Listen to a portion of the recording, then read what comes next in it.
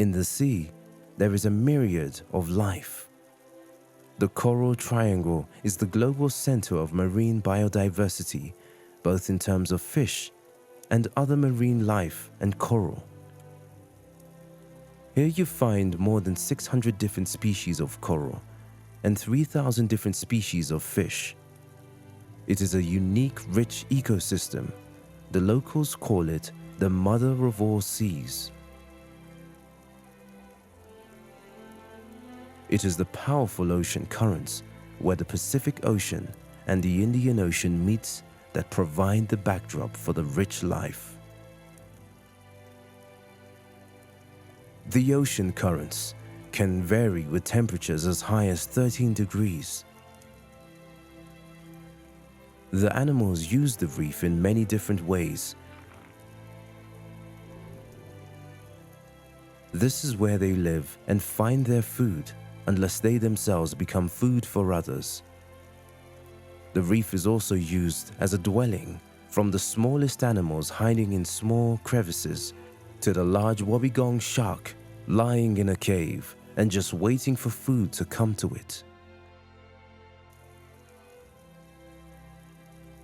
Diving in tropical coral reefs is a unique experience. It is filled with life, and you are captivated by marvelous and beautiful creatures living in the colorful corals. The animals of the reef have many different strategies. The anemone fish live in symbiosis with sea anemones. The anemones are toxic to other fish, but the clownfish have adapted to the anemone and have a special mucus layer on the body that protects it from the poison of the anemone. Both the clownfish and the anemone benefit from cohabitation. The clownfish can hide from predators between the tentacles of the sea anemone, and the anemone receives food from the remnants of the fish the anemone fish has eaten. And at the same time, the very territorial anemone fish protects the anemone from being eaten by turtles and getting parasites removed. All clownfish are born as males, and it is only the largest in an anemone that is a female. When she dies, the largest male changes sex and becomes the new dominant female in the anemone. There are many other types of symbiosis on the reef. The little goby lives together with a shrimp. The pistol shrimp have really poor eyesight, and being almost blind, it cannot spot their predators until it's too late. The goby keeps watch and provides food and shrimp, keeps the cave nice and clean, although it may well be cumbersome and tease a lot. On the reef, there is only one rule that applies to everyone: eat or be eaten. Therefore, the art to blend in with surroundings, to camouflage, is important.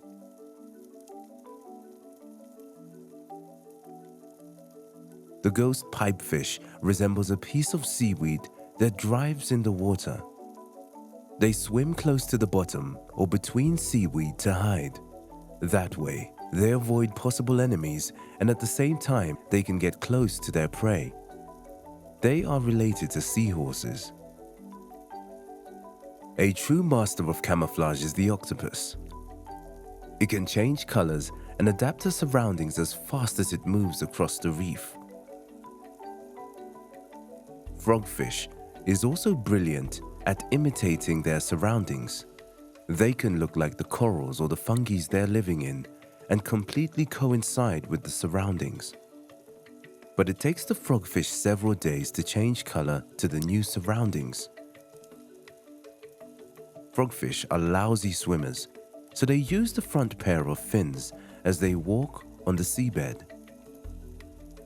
They catch their prey by using the long antenna-like fish rod that goes out from the front dorsal fin. When the prey is close, the frogfish creates a powerful negative pressure which actually sucks the prey into the mouth of it, and it goes very rapid. There are many other creatures who are good at camouflage. The small signal goby, or crab-eye goby as they're called, are often seen in pairs. They use another strategy to protect themselves. The two colored spots on the dorsal fin looks as big as eyes. They're also called eye spots. The eye crab goby lives on the sandy bottom. They dig a deep cave in which they live and lay eggs in. At night, they close the cave so that predators cannot enter and attack them. When the crab goby swims across the sandy bottom, it may well look like a crab that moves sideways across the seabed. That saves the small fish from any attacks.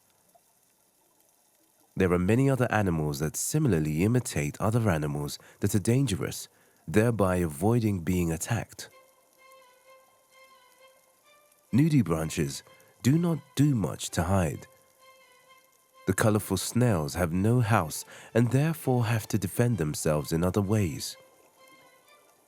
They do this with their powerful colors, which signal, "I am poisonous" or "I do not taste good."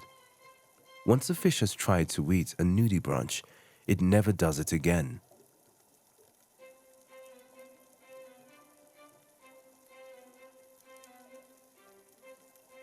Hermit crabs do not have a house and therefore need to protect the soft abdomen in abandoned snail housings.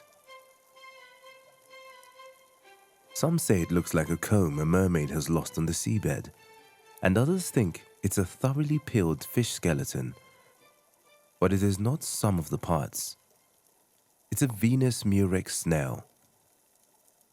The snail is a predator living on other snails. The many spikes use it to prevent predators from attacking it, while preventing the spikes from snapping into the bottom as it crawls through a soft mud floor.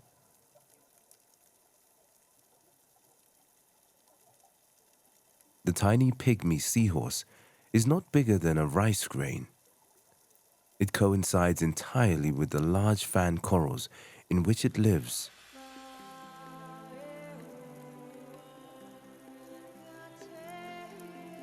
Gathering in giant schools is another strategy to protect them. It gives each fish a greater chance of avoiding being eaten, but the shoal can also be an obvious target for many predators.